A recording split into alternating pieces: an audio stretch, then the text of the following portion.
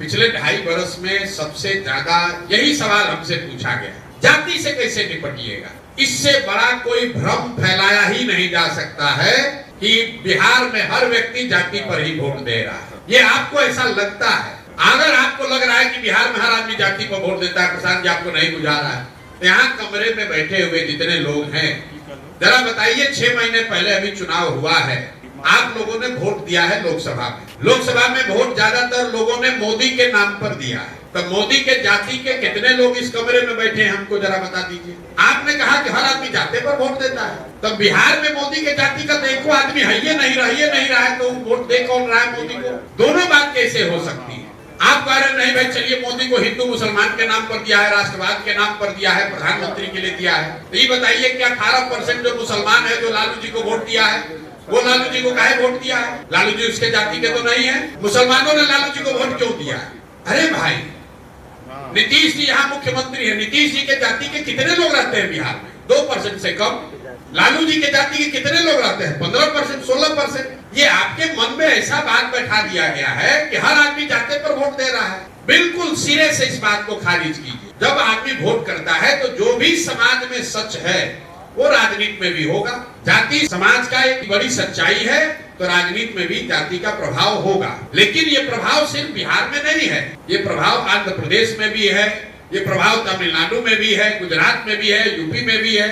बिहार के आदमी को लगता है कि खाली जाति बिहार में है। 1975 में गुजरात में खाम थ्योरी बनाया गया, KHAM, क्षत्रिय, हरिजन, आदिवासी और मुसलमान, ये लोग मिलकर कांग्रेस को जिताते थे। तो उसको कहा गया खाम। उसको तोड़ने के लिए पटेलों को भाजपा ने वहां संगठित किया। खाम थ्योरी तो बिहार में नहीं बना था। आपने सुना होगा आंध्र प्रदेश में कम्मा रेड्डी हैं, रेड्डियों का राज था, कम्मा लोग उसको चुनौती दिए। आप कर्नाटक में सुनते हैं वो का लिंगा है, लिंगायत है। आप यूपी देख रहे हैं, बंगाल देख रहे हैं, हर जगह जाति है। जितनी जाति आंध्र प्रदेश में है, जितनी जाति गुजरात में है, जितनी महाराष्ट्र कर्नाटक में, उतना बिहार में भी है। आपको लग रहा है कि ना भैया ये तो गलत है, बिहार में तो हर बार चुनाव में जाते पर वोट पड़ता है। हम आपको गिनवा देते हैं, जरा याद कर लीजिए।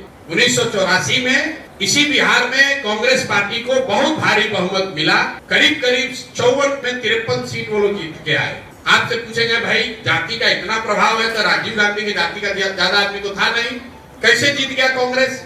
तुरंत आदमी राजनीतिक आदमी लोग कहेगा कि 1984 में भैया इंदिरा गांधी का जो मृत्यु हुआ था, उससे जो सहानुभूति की लहर बनी, उसी में सब जात पात टूट गया, सब लोग जाके कांग्रेस को वोट दिया।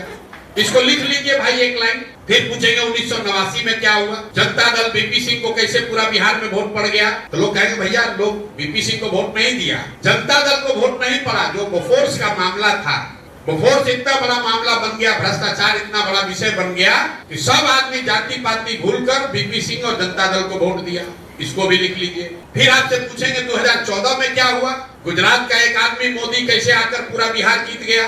तुरंत आदमी कहेगा कि भैया भाजपा का तो कुछ नहीं था बिहार में, लेकिन मोदी जी का जो लहर चला ना, सब युवा बुजुर्ग सब आदमी जाकर मोदी के नाम पर वोट दे दिया भाजपा को। इसको भी लिख लीजिए। फिर आपसे पूछेंगे भैया 2019 में क्या हुआ? आप बताइएगा कि भैया 19 में तो एकदम कांटे का बराबरी का मुकाबला था। जो पुलवामा हुआ ना, उसके बाद तो समझिए कि हर घर से लोग जाकर मोदी को वोट दे दिया भाजपा को। इन चारों बातों को आप लिख लीजिए। 1984 एक घटना है, एक राजनीतिक व्यक्ति की मृत्यु और उससे बनी हुई सहानुभूति की लहर। 1989 एक विषय है बोफोर्स भ्रष्टाचार और उससे बनी हुई लहर। 2014 एक व्यक्ति है मोदी, उसकी बनाई हुई लहर। और 2019 एक विषय राष्ट्रवाद, राष्ट्रीय सुरक्षा विचारधारा है, उसके बनी हुई लहर। आपको ये क्या बताता है? अगर कोई व्यक्ति, अगर कोई विषय, अगर कोई घटना, अगर कोई विचारधारा समाज के इमेजिनेशन को कैप्चर कर ले, तो बिहार के में ही समाज में ये ताकत है, वो जातियों से ऊपर उठकर वोट करता रहा है। ये आगे करेगा कि नहीं छोड़ दीजिए, करता रहा है, ये प्रमाण है। अब आपको फिर क्यों लगता है कि जाति पर वोट पड़ता है? वो इसलिए कि बीच के कई इलेक्शनों का हमने जिक्र नहीं किया। उसमें क्या हुआ, जब कोई ऐसा व्यक्ति नहीं है, जब कोई ऐसा विषय नहीं है, जब कोई इतनी बड़ी घटना नहीं है, दोनों लड़ने वाले एक ही जैसे दिख रहे हैं, तो समाज भी कहता है कि दोनों तो एक जैसा दिख रहा है, चलो अपना जाते वाले को दे देते हैं। इसलिए आपको बार बार लगता है कि नहीं भैया जाति पर वोट पड़ता है। आप विधानसभा का उदाहरण देख लीजिए। 2010 में इसी बिहार में नीतीश और भाजपा एक साथ चुनाव लड़े। सामने से लालू जी, कांग्रेस और रामविलास पासवान एक साथ चुनाव लड़ रहे थे। नीतीश जी और भाजपा के साथ उस समय नरेंद्र मोदी की इतनी ताकत नहीं थी और तब लालू आज के मुकाबले कांग्रेस, लालू और रामविलास ज्यादा ताकतवर थे। इसके बावजूद एनडीए को, नीतीश और भाजपा के गठबंधन को 206 सीट मिला। आज वही 2020 में वही गठबंधन चुनाव लड़ा। इस बार नीतीश और भाजपा के साथ नरेंद्र मोदी की ताकत भी रही। लालू पहले से कमजोर हुए हैं, कांग्रेस भी कमजोर हुई है और रामविलास पासवान जी तो उस गठबंधन में थे ही नहीं। इसके बावजूद उसी गठबंधन को 115 सीट आने में दम निकल गया। क्या हुआ? नीतीश और एनडीए के समीकरण के लोग बिहार छोड़कर चले गए?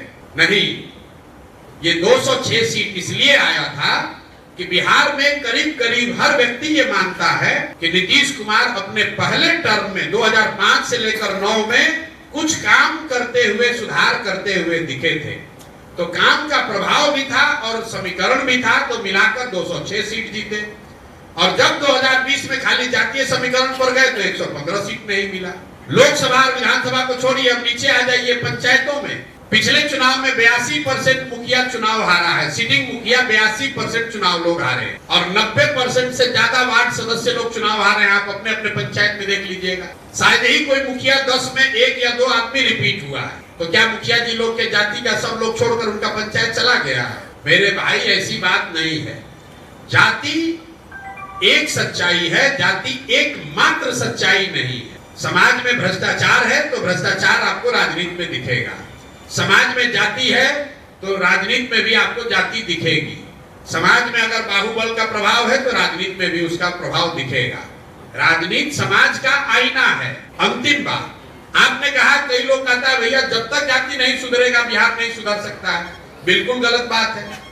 जब आप राजनीति के जरिए समाज का अगुवाई करना चाहते हैं तो आपके पास ये विकल्प नहीं है कि समाज में सब अच्छा हो जाए तब आप राजनीति करने आइएगा। भैया समाज में जाति ना रहे, पैसे का बोलबाला ना रहे, सब कुछ अच्छा हो जाए तब हम राजनीति में आएंगे। तो भैया जब सब अच्छे हो जाएगा तो तुमको राजनीति करने की जरूरत क्या है? जो अच्छा करेगा उसी को राजनीति करना चाहिए। अगर आप सोचिएगा कि जाति न रहे तब राजनीति करने आएंगे तो ना जाति कभी खत्म होगा ना कभी आप राजनीति करने आइएगा। जो समाज की अच्छाई या बुराई है उसके रहते हुए ही उसका नेतृत्व करना है, उसी का नाम राजनीति है।